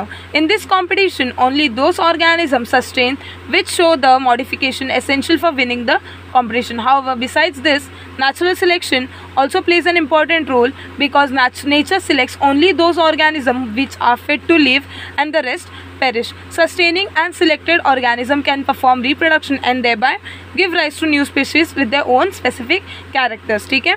तो यहाँ तक आंसर लिख सकते हो, ठीक है। कहाँ से यहाँ तक। अब इतना लिखने के बाद अगर किसी को एक्स्ट्रा लिखना है तो ये लिख सकते हो कि Darwin wrote a book entitled origin of species to explain the Darwin's theory of natural selection, ठीक है। इतना लिखने के बाद अगर एक्स्ट्रा लिखना है तो ये पॉइंट भी लिख लो कि क्या लिखोगे कि Darwin wrote an book entitled origin of species which explain the theory of natural selection. तो ये थोड़ा लेंदी सा आंसर था, बट अगर लिखना है तो ये लिखो, या तो डाइजेस्ट अगर कोई यूज़ कर रहा है तो डाइजेस्ट में भी इसका आंसर है, ठीक है। तो डाइजेस्ट भी प्रेफर कर सकते हो। नेक्स्ट क्वेश्चन पे आते हैं। नेक्स्ट क्वेश्चन 3 मार्क्स के लिए होता है। Question number 3, answer the following any 5, answer any 5 question. तो यहाँ पे 5 क्वेश्चन हम लोग को आंसर करना है, ठीक है। फर्स्ट क्वेश्चन क्या दिया हुआ है, देखो identify and explain the above different types of symmetry. अब यहाँ पे सिमेट्री 3 चीज़ें दिया हुआ है, वो तीनों चीज़ें को पहले आइडेंटिफाई करो और फिर एक्सप्लेन करो, ठीक है। एक्सप्लेन मतलब ज़्यादा लेंदी एक्सप्लेनेशन नहीं चाहिए, क्योंकि देखो यहाँ पे 3 क्वेश्चंस है, ठीक है। सॉरी 3 क्वेश्चंस नहीं, एक्चुअली यही एक क्वेश्चन है, यहाँ से लेके यहाँ तक एक क्वेश्चन है, ठीक है। तो यहाँ पे हम लोग को ये कौन सा टाइप का सिमेट्री, कौन से टाइप का सिमेट्री, कौन से टाइप का सिमेट्री वो निकालना है और बताना है, एक्सप्लेन करना है सबके बारे में। इसके बारे में इसको बताओ और इसका एक्सप्लेनेशन 1 मार्क्स, इसका एक्सप्लेनेशन, इसका आइडेंटिफिकेशन 1 मार्क्स, इसका भी सेम, ठीक है। तो ऐसा मार्क्स डिस्ट्रीब्यूशन होने वाला है। तो ये वाले क्वेश्चन के लिए हम लोग ज़रा पेज नंबर 65 पे आते हैं, ठीक है। देखो ये वाला डायग्राम, ये तीनों जो दिए हुए, एक गोट का, एक समथिंग, ये समथिंग, ठीक है, ये तीनों सेम है, ठीक है, ये तीनों सेम है। अब ज़रा क्वेश्चन रीड करते हैं। आइडेंटिफाई, पहले आइडेंटिफाई करो कौन से टाइप की सिमेट्री है और उसको एक्सप्लेन करो, ठीक है। तो पहला देखो, अगर मैं इसको हाफ में डिवाइड करती हूँ तो डिवाइड नहीं हो रहा है, तो ये हो जाएगा असिमेट्रिकल, ठीक है, ये हो जाएगा असिमेट्रिकल, ठीक है। नेक्स्ट ये हो जाएगा रेडियल सिमेट्री, ठीक है, रेडियल सिमेट्री। देखो ये वाला डायग्राम ज़्यादा क्लियर है उससे, बट अभी दिया है तो इसी को प्रेफर करना पड़ेगा। नेक्स्ट है बायलैटरल सिमेट्री। नेक्स्ट क्या है? बायलैटरल सिमेट्री, ठीक है। तो यहाँ पे तीनों का देखो, ये जो दिया हुआ है ना, यहाँ से लेके यहाँ तक ये पूरा लिखना है, ठीक है। पहले तो बताओ कि ये वाला जो अबव ये वाला ए वाला है, देखो यहाँ पे ABC करके मेंशन किया है, ABC। तो the above figure A shows asymmetrical symmetry, the above figure B shows radial symmetry, the above figure C shows क्या बोलते हैं, बायलैटरल सिमेट्री, ठीक है। तो ये सारी चीज़ें बताना है और फिर उसके बारे में थोड़ा एक्सप्लेनेशन देना है, जो टेक्स्ट बुक में जितना दिया उतना लिख लो। In case of such body, there is no such imaginary axis of the body through which we can get two equal halves. Examples दे दो, amoeba, paramecium, some sponges. Radial symmetry. In this type of body, if imaginary cut passes through central axis, but any plane of the body, it gives two equal halves. Example starfish. In case of this animal, there are 5 different planes passing through. मतलब same यही लिखना है, ठीक है, मैं बस read out कर रही हूँ। Bilateral. In this type of body, there is only one such imaginary axis through which we can get two equal halves. Example insects, fishes, frog, human, birds, etc. ठीक है। तो ये मैंने फर्स्ट क्वेश्चन बता दिया। Second question, right any 6 factors affecting the social health. ये लेंदी सा answer है, 6 फैक्टर्स बताने हैं और पर फैक्टर का हाफ मार्क्स, ठीक है। देखो 3 मार्क्स का एक क्वेश्चन है, एक क्वेश्चन 3 मार्क्स का है और 6 फैक्टर बोला है, मतलब एक फैक्टर हाफ मार्क्स का है, 2 फैक्टर 1 मार्क्स का है। सोशल हेल्थ पे चलते हैं। तो इसका आंसर पेज नंबर 101 पे दिया हुआ है। Right any 6 factors affecting the social health. अब यहाँ पे 6 फैक्टर्स बोला है तो सिर्फ ऐसा फैक्टर्स नहीं लिख लेने, जैसे कि अल्कोहलिज्म, ठीक है, मैंने सिर्फ अल्कोहलिज्म लिख लिया और सपोज सोचो मत कि ऐसा हाफ मार्क्स मिल जाएगा, नहीं मिलेगा। इसके बारे में 2 लाइन एक्स्ट्रा लिखने पड़ेंगे, ठीक है। तो यहाँ पे देखो पेज नंबर 101 पे factors affecting the social health. अब बोलोगे मैम इसको आंसर में कैसे कन्वर्ट करना है, ठीक है। अब देखो एजुकेशन क्यों इंपॉर्टेंट है, ठीक है, फाइनेंशियल स्टेटस कैसे मिलेगा, गार्डेंस कैसे मिलेगा, ऐसे छोटे 6 पॉइंट्स ढूंढो, ऐसे 6 पॉइंट्स ढूंढो जिसके बारे में तुम लोग 2-2 लाइन लिख सकते हो, क्योंकि ना सोशल हेल्थ को पढ़ने की ज़रूरत नहीं है, खुद का भी आंसर्स लिखोगे तो चलेगा, ठीक है। तो कोई 6 पॉइंट निकालो जो फैक्टर्स है, उसमें से कितने समथिंग बहुत ज़्यादा 1 2 3 4 5 6 7 8 9 10 11 12 13 14 15 समथिंग है, ठीक है। तो वो फैक्टर्स में से कोई 6 निकालो और लिखो, ठीक है। तो यहाँ पे देखो डाइजेस्ट पे दिया हुआ है बहुत सारे फैक्टर्स, यहाँ पे एक्चुअली बोला है कि विच factors affect the social health, which factors affect the social health. एक बार देखो मैं रीड करके बताती हूँ कि कौन से फैक्टर्स है। एजुकेशन नहीं रहा तो सोशल हेल्थ पे अफेक्ट कर रहा है। फाइनेंशियल स्टेटस, गार्डन्स एनवायरनमेंट के लिए, social and physical condition of the surrounding, social environment of the surrounding, residential area, जो एरिया में रह रहे हम लोग रह रहे वो भी प्रॉपर होना चाहिए, वाटर, टॉयलेट्स, पॉलिटिकल कंडीशन, ठीक है, playground, social treatment, social safety, transport facilities, education and job opportunities, satisfying basic needs of person, food, clothing, shelter, medicine, ठीक है। ये सारी चीज़ें इस पर आ रही है, ठीक है। तो इस सारी चीज़ों को ये वाले आंसर में सब चीज़ें में कवर किया है, ठीक है। बट इसमें पॉइंट सिर्फ 5 दिया है, सिर्फ पॉइंट्स कितने दिए, 5 दिए, बट सारी चीज़ें कवर किया है, ठीक है। अब देखो हम लोग का एक पॉइंट था जिसमें था फूड, शेल्टर, क्लोथिंग, मेडिसिन, ठीक है, फूड, वाटर, शेल्टर, क्लोथिंग, ठीक है। तो एक पॉइंट ऐसा बना सकते हो। In order to maintain the social health of any community there should be proper amenities for people. Example food, water, shelter, clothing, medicine and medical health etcetera, ठीक है। ये मेरा एक पॉइंट बन गया। हम लोग को 6 फैक्टर्स निकालने हैं, एक पॉइंट, ठीक है। Equal opportunities should be given for education, ठीक है, सेकेंड पॉइंट बन गया। Cleanness of the surrounding should be noted, ठीक है, तीसरा पॉइंट बन गया। Transport facility should be also properly provided, चौथा पॉइंट बन गया, ठीक है। तो यहाँ पे जो 6 पॉइंट्स, जो 15 पॉइंट्स है उसमें से कोई 6 पॉइंट्स के बारे में 2-2 लाइन लिखो और आंसर मार्क्स मिल जाएंगे। मैं पूरा शो कर रही हूँ, जो पसंद आ रहा है जैसा पॉइंट वैसा क्रिएट करो और लिखो। The social and political condition of the surrounding should be such that there should be no connection with the world of criminals. अब देखो यहाँ पे जो 15 पॉइंट्स है ना, सारे पॉइंट्स का एक एक करके वो लोग डिवाइड करके नहीं दे रहे, वो सारे पॉइंट्स का मिला के दे रहे। जैसे ये पॉइंट में सोशल वाला पॉइंट और पॉलिटिकल कंडीशन वाला पॉइंट दोनों अलग पॉइंट थे, बट दोनों को मिला दिया। और ये क्रिमिनल बैकग्राउंड वाला पॉइंट भी अलग था, तीनों को मिला दिया। ठीक है, तो ऐसा मिला के क्या तुम लोग को डिवाइड करो और खुद से जो पॉइंट ईजी लग रहा है वो लिखो। तो the gardens, playgrounds, the empty plots for outdoor games, sports club etcetera are important criteria for overall development of the society. This results into personal development and make people happy and strong. Addiction, criminal tendency, pervert मतलब देखो corrupt, ठीक है, pervert behavior and perverse thinking affects other people in the society and this reflects negatively on the social health. तो ये सारी चीज़ें जो मैंने 15th रीड किया, आप लोग भी रीड करो, देखो वही सारी चीज़ें इसमें कवर है। चाहिए तो यहाँ पे स्क्रीनशॉट ले लो हाफ करके, ठीक है, इतना आंसर, फिर इतना आंसर, ठीक है, फिर इतना आंसर।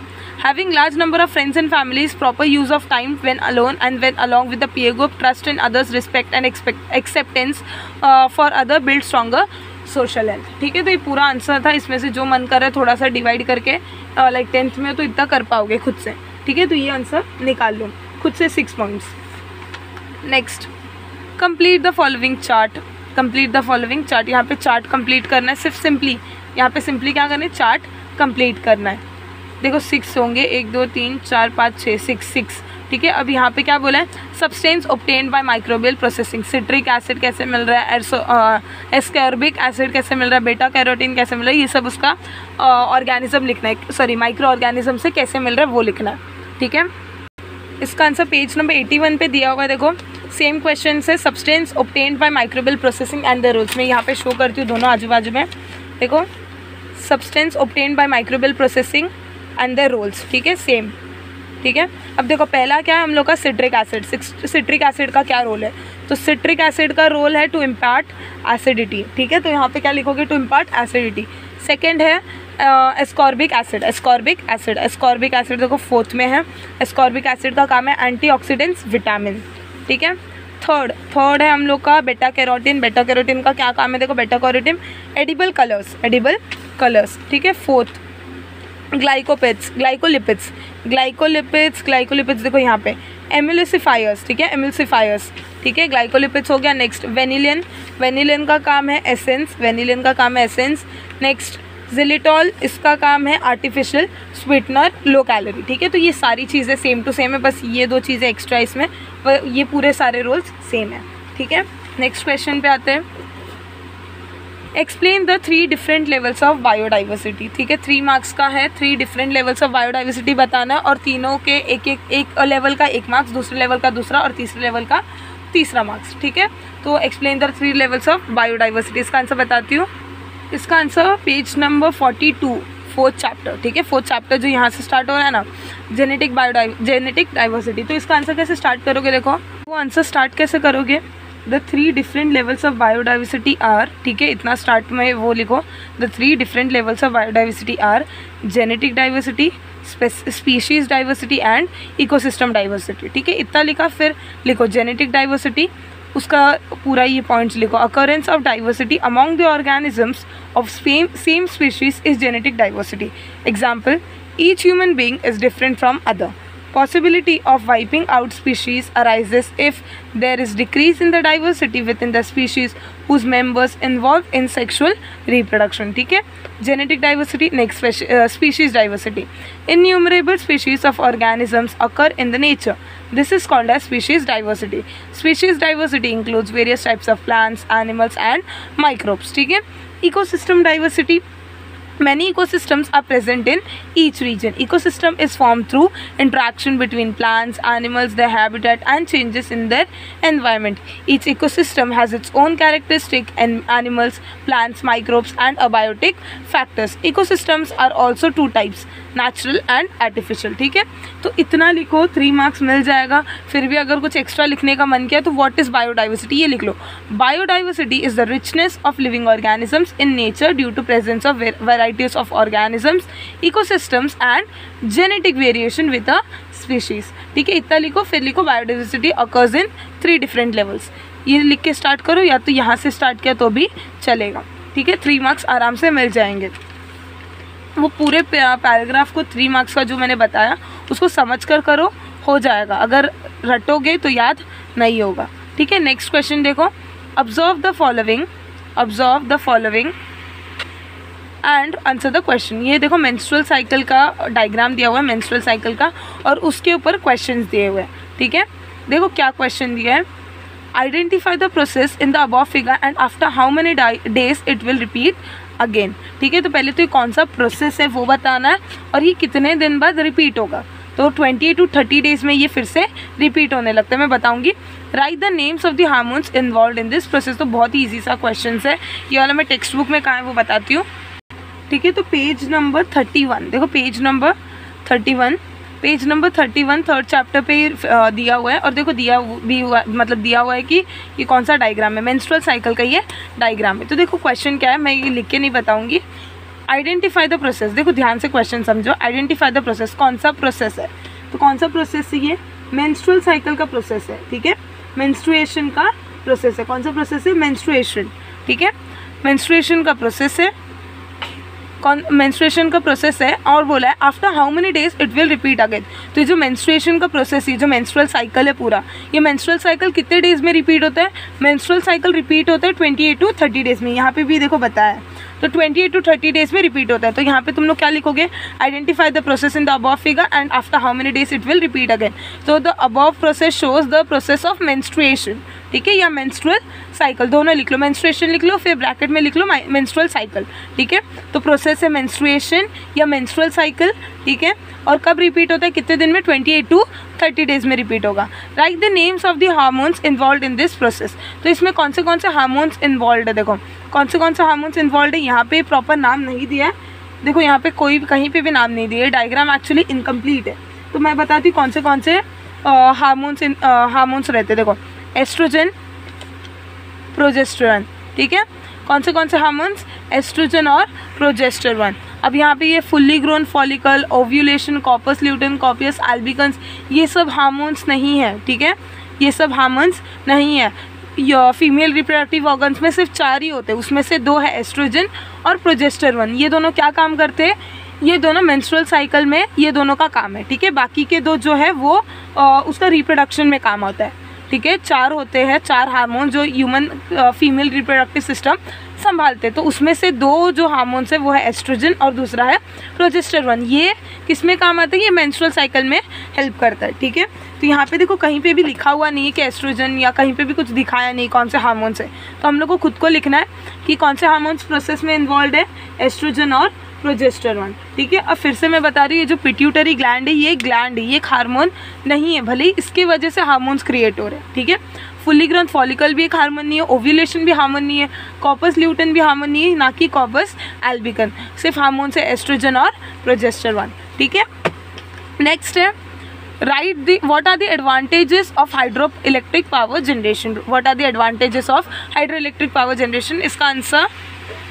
इसका आंसर पेज नंबर 54 पे दिया हुआ है। देखो advantages of hydro electric power generation, यहाँ पे भी वही पूछा है।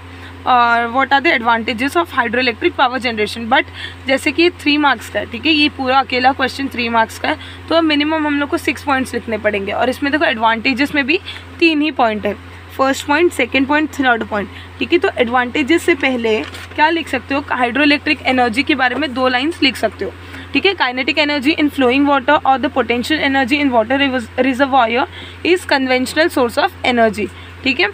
इसमें से कोई 2 लाइन लिखो और बाकी के वो 3 पॉइंट्स लिख लो, चलेंगे, ठीक है। क्योंकि ये 3 मार्क्स का है तो मिनिमम हम लोग को 6 पॉइंट्स लिखना पड़ेगा। तो इसके लिए मैं बता रही हूँ, इसमें से जो 2 पॉइंट्स अच्छे लग रहे हैं वो लिखो, और फिर यहाँ पे इसके एडवांटेजेस दिए हुए हैं, ठीक है। तो इसका एडवांटेजेस तीनों लिख लेना, तीनों लिखना, कोई भी स्किप मत करना, ठीक है। तो यहाँ तक हम लोग ने कंप्लीट किया। नेक्स्ट क्या पूछा है, देखो 7th question, define vestigial organs. फिर नेक्स्ट बी में right the names of any 2 vestigial organ in human body. तो कोई 2 तो आप लोग आराम से बता सकते हो, पहला एक टेल बोन, ठीक है। नेक्स्ट थर्ड है explain how 1 human vestigial organ is functional in another animal, ठीक है। तो ये तीनों के आंसर मैं बताती हूँ। तो ये तीनों क्वेश्चंस के आंसर हम लोग को पेज नंबर 5 पे मिल जाएंगे। देखो वेस्टिजियल ऑर्गन का पैराग्राफ है, वेस्टिजियल ऑर्गन का पैराग्राफ है। मैं क्वेश्चन एक बार शो कर देती हूँ। देखो क्वेश्चन क्या क्या है, डिफाइन वेस्टिजियल ऑर्गन। पहले तो डिफाइन करने वेस्टिजियल ऑर्गन क्या होता है। 2 हम लोग को क्या बताने हैं, 2 वेस्टिजियल ऑर्गन्स के नाम बताने जो ह्यूमन बॉडी में होते हैं। तो देखो दो यहाँ पे अवेलेबल है, एक है विजडम टूथ, टेल बोन और बॉडी हेयर्स, ठीक है। 3 दिया हुआ है, कोई 2 लिख लो, तुम लोग की मर्जी, ठीक है। टेल बोन, विजडम टीथ और बॉडी हेयर्स, ठीक है। नेक्स्ट ये मैंने सेकंड का आंसर बता दिया, right any 2 vestigial organs in human body. Second define vestigial organs. तो ये पैराग्राफ फर्स्ट में, ये स्टार्टिंग में देखो, डीजेनरेटेड और under developed useless organs of organisms are called as vestigial organs. ये सिंपल सा डेफिनेशन है, कोई टफ नहीं, कोई मतलब कोई एक्सटेंशन करने की ज़रूरत नहीं, इतना लिखो मिल जाएगा मार्क्स, ठीक है। डीजेनरेटेड और under developed useless organ of organism are called as vestigial organ. इतना लिख के मन नहीं अच्छा लग रहा और शांति चाहिए तुम लोग को और लिखने का है तो ये लिखो, in living organism sudden development of new tissues और ऑर्गेनिज्म, मतलब आगे का जितना लिखना है लिख सकते हो, ठीक है। बट मैं बोलती हूँ 1 लाइन का लिखो चलेगा, ठीक है। फर्स्ट क्वेश्चन बता दिया, सेकेंड क्वेश्चन बता दिया। See, explain how one human vestigial organ is functional to other animal. Human के जो वेस्टिजियल ऑर्गन्स है, जो ह्यूमन में ऐसे ऑर्गन्स है जो ह्यूमन के काम के नहीं है, बट वही ऑर्गन दूसरे एनिमल में कैसे काम कर रहे हैं, मतलब वो कैसे यूजफुल है। तो देखो यहाँ पे appendix which is useless to human is useful and fully functional organ in ruminants. Appendix ये जो होता है ये डाइजेशन के लिए काम करता है, ठीक है, डाइजेशन के लिए, क्योंकि ह्यूमंस पूरे कुक्ड फूड खाते, ठीक है। ह्यूमन कुक फूड खाते, खाना बना हुआ कुक किया हुआ खाते, ठीक है, तो उनको डाइजेशन में इतना इशू नहीं होता, ठीक है। अपेंडिक्स बहुत लाइक प्लास्टिक जो चबाते हैं ना, प्लास्टिक चबाने पर डाइजेशन का जैसा इशू होगा ना, वैसे लोगों के लिए अपेंडिक्स ही होता, ठीक है। तो ये ह्यूमन के लिए यूजलेस है, बट रूमिनेंट्स मतलब गाय बैल, ठीक है, जो रूमिनेंट्स मतलब जो एक साथ खाना खा के बैठ के फिर चबाते, मतलब एक साथ पूरा खाना ले लेते हैं फिर बाद में बैठते हैं आराम से चबाते हैं, ठीक है, तो उनको रूमिनेंट्स बोलते हैं, ठीक है। तो appendix which is useless to human is useful and fully functional organ in ruminants. पहला example, similarly muscles of ear pinna which are useless to human are useful in monkeys for movement of ear pinna, ठीक है। अब देखो human का जो ये जो बाहर का आउटर ईयर है, ठीक है, ये जो बाहर आउटर ईयर है ये कोई काम का नहीं है, ठीक है, बट यही चीज़ क्या बोलते हैं, यह जो एनिमल्स है, एनिमल्स वगैरह जैसे कि मतलब कोई भी एनिमल्स ले लो, डॉग कैट, तो वो लोग को ईयर पिन ना बहुत काम आता है, ताकि अगर कोई फ्लाई या कोई मॉस्किटो बैठ गई उनके नाक पे या कान पे तो वो अपने ईयर पिन को हिला के बता सकते हैं, ठीक है, मतलब हटा सकते हैं। तो यहाँ पे एग्जाम्पल दिया हुआ है, muscles of ear pinna which are useless to human are useful to monkeys for the movement of ear pinna. Next, appendix which is useless to human is useful and fully functional organ in ruminants, ठीक है। तो यहाँ पे third question, 7th question complete हुआ। Next 8th question, what will you do in the following cases and why, ठीक है। ये social health का एक क्वेश्चन है जो एकदम लाइक खुद का बनाने का, ऐसा इसमें कोई टेक्सचुअल आंसर इसमें अवेलेबल नहीं है। First, child of your neighbour is addicted to tobacco chewing. Second, you have to free space around your home for good purpose. Your friend has develop the hobby of snapping selfies. तो ये तीनों का आंसर text book में available नहीं है, खुद से लिखना है, ठीक है। मैं डाइजेस्ट रिफर करा दूंगी ताकि आप लोग को एक आंसर कैसे लिखना है उसका एक आइडिया आ जाए। तो देखो जो हम लोग का फर्स्ट ए था, child of your neighbour is addicted to tobacco chewing, ये टेक्स्ट बुक में अवेलेबल नहीं है, मैं ऐसा रेफरेंस दे रही हूँ, यही लिख सकते हो या तो तुम लोग की मर्जी का लिख सकते हो, ठीक है, इसको रिफर करके। तो आंसर कैसा है देखो, the hazards of tobacco chewing will be explain to the child. Different photographs and video showing the conditions of oral cancer will be shown to this child to persuade him so that he can stay away from tobacco. This addiction has to be removed, so help of his parents will be taken. They will be told about the child's habit and ask them to help him free from his addiction. तो ये just एक reference है, आप लोग चाहो तो इसकी तरह कुछ और भी लिख सकते हो, क्योंकि यहाँ पे पूछा है कि आप क्या कर सकते हो, ठीक है, आपको क्या, आप अगर ऐसा कुछ हुआ तो आप क्या करने वाले हो, ठीक है। तो ये फर्स्ट क्वेश्चन था। Second question, you have to use free space around your home for good purpose, ठीक है। तो इसका आंसर यहाँ पे देखो, you have to use free space around your home for good purpose. The free space around our home can be used to make a small garden. The garden soil can be bought and spread in this free space. Small saplings can be planted here and nurtured for further growth. Nursery of saplings can also be started in this free space. The space can also be used for outdoor games. The net for badminton can be fixed and evening times can be spent in the playing the game. Also care will be taken to keep the space clean and without any garbage. तो इतना answer है, इतना लिख सकते हो, ठीक है। ये एक मार्क्स का एक क्वेश्चन है, देखो 3 क्वेश्चन दिया है, 3 क्वेश्चन दिया, मतलब तीनों क्वेश्चन में पर क्वेश्चन 1-1 मार्क्स का। ठीक है, नेक्स्ट क्वेश्चन क्या देखो, your friend has developed the hobby of snapping selfies. तो इसका आंसर भी अवेलेबल है, मैं बताती हूँ। देखो यहाँ पे इसका आंसर है, the habit of continuously taking selfie is bad. It shows that the friend is constantly thinking of himself only. His self-centeredness is to be removed by counseling him.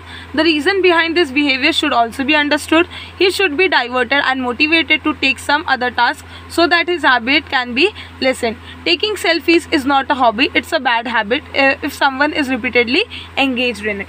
ठीक है, तो यहाँ पे इतना सा क्वेश्चन है, इसको मैंने रेफरेंस के लिए बता दिया तीनों क्वेश्चंस। आप लोग को चॉइस लगे तो ये आंसर लिखो, या तो खुद से भी थोड़ा ओन से क्रिएट करके लिख सकते हो। ठीक है, next question, solve any one of the following. 2 question, question number 4 last question जो 5 मार्क्स के लिए आएगा। ए, ठीक है, फर्स्ट क्वेश्चन क्या बोला है, a what is mean by disaster management. Disaster management के ऊपर क्वेश्चन है। पहला पूछा है कि डिजास्टर मैनेजमेंट क्या होता है। Classify the following activities into pre disaster and post disaster. ठीक है, और यहाँ पे 4 क्वेश्चन और ये 5। ठीक है, ये 5 मार्क्स का डिस्ट्रीब्यूशन हो गया, ये 1 मार्क्स का। ठीक है, और ये चारों 1 मार्क्स के 4 मार्क्स में। ठीक है, नहीं एक्चुअली यहाँ पे सी भी है, यहाँ पे सी भी है। First question A B C है। ठीक है, तो A ये 1 मार्क्स का होगा कंफर्म, ये 1 मार्क्स, ये सब हाफ मार्क्स का है। ठीक है, ये हाफ, ये हाफ, ये हाफ, ये हाफ, तो ये हो जाएगा 2 मार्क्स, और ये भी हाफ, ये हाफ, ये हाफ, ये हाफ, ये भी हो जाएगा 2 मार्क्स। ठीक है, ऐसा डिस्ट्रीब्यूटेड है मार्क्स। मैंने सी चेक नहीं किया था, इसके लिए मैंने इसको 4 काउंट कर दिया। ठीक है, नेक्स्ट अभी ये देखते हैं second question. Observe the figure and answer the following question. Observe करो और क्वेश्चन आंसर करो। Identify the process given in the above figure. ऊपर कौन सा फिगर, कौन सा प्रोसेस बताया जा रहा है वो बताना है। Second, right the importance of the above process. ये जो प्रोसेस है वो क्यों इंपॉर्टेंट है वो बताना है। Third, right any 2 benefits of biotechnology. तो देखो यहाँ पे हम लोग को मतलब जो बच्चा पढ़ा नहीं होगा उसको भी याद नहीं होगा कि क्या है। ठीक है, जिसने पढ़ा नहीं होगा उसको तो पता ही नहीं होगा कि क्या है। तो यहाँ पे देखो बता दिया कि ये बायोटेक्नोलॉजी के रिलेटेड है। तो ये प्रोसेस लिखने के टाइम ना, ये प्रोसेस लिखने के टाइम ना तुम लोग कुछ भी बायोटेक्नोलॉजी का लिख दो कि कुछ ना, बट बायोटेक्नोलॉजी भी लिखने ना हाफ मार्क्स मिलने के चांसेस है। ठीक है, और नेक्स्ट बोला right any importance of the above process. अब जब पता चल गया बायोटेक्नोलॉजी का है तो जो भी 2-3 इंपॉर्टेंस पता है बायोटेक्नोलॉजी का वो लिख दो, उस पर भी मार्क्स मिल सकते हैं। ठीक है, क्योंकि देखो यहाँ पे खुद ही ये लोग ने मेंशन कर दिया कि बायोटेक्नोलॉजी शो कर रहा है, तो हम लोग बायोटेक्नोलॉजी के ऊपर इंपॉर्टेंस लाइन्स लिख सकते हैं। ठीक है, और क्या कर सकते हैं, इसका प्रोसेस भी मतलब बायोटेक्नोलॉजी जैसा ऐसा कुछ लिख सकते हैं। अब फर्स्ट क्वेश्चन पे फिर से आते हैं, what is meant by disaster management. तो what is meant by disaster management, इसका आंसर कहीं पे भी टेक्स्ट बुक पे मुझे अवेलेबल नहीं मिला, तो मैंने इसका खुद का बताया, राइट है। ठीक है, disaster management is the process of effectively preparing for and responding to disasters. ठीक है, तो ये सिंपल सा 1 लाइन का लिखो, 1 मार्क्स मिल जाएगा। ठीक है, नेक्स्ट क्वेश्चन देखो, classify the following activities into pre disaster management and post disaster. मतलब डिजास्टर, कोई डिजास्टर से पहले कैसे मैनेजमेंट लिया जाता है और डिजास्टर के बाद क्या क्या लिया जाता है उसमें आइडेंटिफाई करना है। ठीक है, पहला identifying the pro disaster areas, ये है प्री डिजास्टर। ठीक है, कि कौन सा एरिया है जहाँ पे डिजास्टर हो सकता है। जैसे कि साइक्लोन है, साइक्लोन कहाँ पे हो सकता है, कौन से एरिया में ज़्यादा प्रोबेबिलिटी है। ठीक है, quick establishment of health centre, ये तब होता है डिज़ास्टर के बाद। ये डिज़ास्टर के बाद होता है कहाँ पे हेल्प की ज़रूरत है, तो यहाँ पे ये हो जाएगा post. Next, participate of preferably local people save from the disaster. अब देखो बाकी जो विक्टिम से बाकी जो लोग हैं वो कब पार्टिसिपेट करेंगे, डिज़ास्टर के बाद। ये क्वेश्चन को समझ के ही पता चल रहा है कि कौन सा पोस्ट है कौन सा प्री है। Getting special training for disaster management, अब डिज़ास्टर होने के बाद कोई स्पेशल ट्रेनिंग नहीं लेगा। ठीक है, अभी हाँ लेंगे बट दूसरे डिज़ास्टर के लिए, वो ये डिज़ास्टर के लिए नहीं होगा। तो कोई भी डिज़ास्टर से पहले स्पेशल ट्रेनिंग, तो ये डिज़ास्टर का हो जाएगा प्री डिज़ास्टर। यहाँ पे 3 मार्क्स हो गए। नेक्स्ट और 2 मार्क्स देखो, complete the diagram necessary materials in the first aid box. कौन से मतलब मटेरियल्स, कौन से इंपॉर्टेंट चीज़ें होनी चाहिए फर्स्ट एड बॉक्स में। एंटीसेप्टिक, ठीक है, नीडल, बैंडेड, सीजर, यहाँ पे मैंने 4 लिखे हैं और यहाँ पे 3 लिखा हुआ है। Medicated, cotton, thermometer, hand gloves, और भी लिख सकते हो। ठीक है, बट वो फर्स्ट एड किट का इंपॉर्टेंट होना चाहिए। यहाँ पे मैंने ऑप्शन दिए हुए हैं। ऑब्जर्व द फिगर, यहाँ पे 5 मार्क्स कंप्लीट हुए हम लोग के। ठीक है, अब नेक्स्ट क्वेश्चन पे आते हैं, observe the figure and answer the question. Same ये भी है। तो सबसे पहले बोला identify the process given in the above figure. तो ये जो प्रोसेस है ये ट्रांसजेनिक पोटैटोज़ का है। क्या है, ये कि ये पोटैटोज़ रॉ खाने होते हैं। ये पोटैटोज़ में एक वायरस इम्प्लांट किया जाता है, इंजेक्ट किया जाता है, ताकि ये पोटैटो ज़्यादा न्यूट्रस हो जाए। तो यहाँ पे हम लोग क्या लिखेंगे, identify the process given in the figure, the above process shows the transgenic potatoes. ठीक है, देखो ये पेज नंबर 94, पेज नंबर 94 में दिया हुआ है कि ये क्या होता है। ठीक है, isolation of desired gene for human pathogen. ठीक है, मतलब ये जो कॉलेरा ये बीमारी होती है, ठीक है, इसको ठीक करने के लिए ये पोटैटोज खाया जाता है। ठीक है, तो इसके अपोजिट का पैथोजन लिया जाता है। ठीक है, फिर ये वायरस बनाता है, फिर ये virus infects the pieces of potato leaves. ठीक है, पोटैटो लीव्स को इन्फेक्ट करता है, फिर entire plant is develop from the leaf pieces containing jeans of human pathogen. ठीक है, यहाँ पे एक वायरस है। ठीक है, एक सपोज एक वायरस है जो ये बीमारी को ठीक करता है, कॉलेरा को ठीक करता है। ठीक है, अब ये बीमारी को क्या करते हैं, प्लांट जो होता है, प्लांट पोटैटो का जो प्लांट होता है वहाँ पे ये वायरस को डालते हैं। ठीक है, जब ये वायरस को डालते हैं तो ये सारे लीव्स, पोटैटो के सारे लीव्स को ये क्या करता है, इन्फेक्ट करता है। ठीक है, और इन्फेक्ट करके नीचे पूरा प्लांट एक ग्रो हो जाता है, जिसमें वो कौन सा होता है, leaf pieces of containing jeans of human pathogen. ठीक है, मतलब एक नॉर्मल पोटैटो नहीं, एक इन्फेक्टेड इंजेक्टेड वायरस पोटैटो बन जाता है। ठीक है, फिर consumption of raw potatoes helps to develop immunity against the pathogen. ठीक है, तो ये पूरा उसका प्रोसेस है जो मैंने एक छोटा सा एक्सप्लेन कर दिया। तो यहाँ पे हम लोग लिखेंगे ट्रांसजेनिक पोटैटोस का प्रोसेस से right importance of the above process. तो यहाँ पे क्या इंपॉर्टेंस है, ये प्रोसेस से क्या होता है, ये प्रोसेस से खाने पर ये एक bacteria act against bacteria like vibrio, cholera, escherichia, ठीक है, coli. Consumption of this potatoes generate immunity against cholera and other diseases. ठीक है, तो ये 2 पॉइंट्स लिख सकते हो। ठीक है, next, right any 2 benefits of biotechnology. Right any 2 benefits of biotechnology. अब इसके बेनिफिट्स बताने हैं। देखो ये जो बी वाला क्वेश्चन है ना, वो 2 मार्क्स का है। तो 2 मार्क्स के लिए तुम लोग क्या कर सकते हो, ये जो पूरा आंसर है ना वो लिख सकते हो। ठीक है, ये पूरा आंसर लिख लो, 2 मार्क्स के लिए चलेगा। ठीक है, या तो इसके पहले वाला जो है, इसके पहले वाला क्या है, वैक्सीन और वैक्सीनेशन। शो इट, देखो वैक्सीन्स और वैक्सीनेशन, यहाँ से कुछ पॉइंट्स उठा के वहाँ तक कुछ 3 to 4 पॉइंट्स का लिखोगे तो भी चलेगा। ठीक है, नेक्स्ट देखो लास्ट क्या बोला है, right any 2 benefits of biotechnology. तो यहाँ पे पूरे चैप्टर में बहुत सारे बेनिफिट्स हैं, तुम लोग कोई अपनी मर्जी का लिख लो, जैसे कि crop biotechnology, next animal husbandry. देखो एनिमल हस्बेंड्री, ह्यूमन हेल्थ, बहुत सारे क्या बोलते हैं, बहुत सारे बेनिफिट्स है बायोटेक्नोलॉजी के, फिर जो मर्जी है वो लिख लो। ठीक है, ये भी कम से कम 2 बेनिफिट्स बताने, 2 बेनिफिट्स को थोड़ा इलॉबरेट करके लिखो, मार्क्स मिल जाएगा। ठीक है, तो ये पूरा क्वेश्चन पेपर हम लोग ने कंप्लीट कर लिया आज। तो अगर वीडियो अच्छा लगा हो तो लाइक करो, अपने फ्रेंड्स में शेयर करो और चैनल को सब्सक्राइब।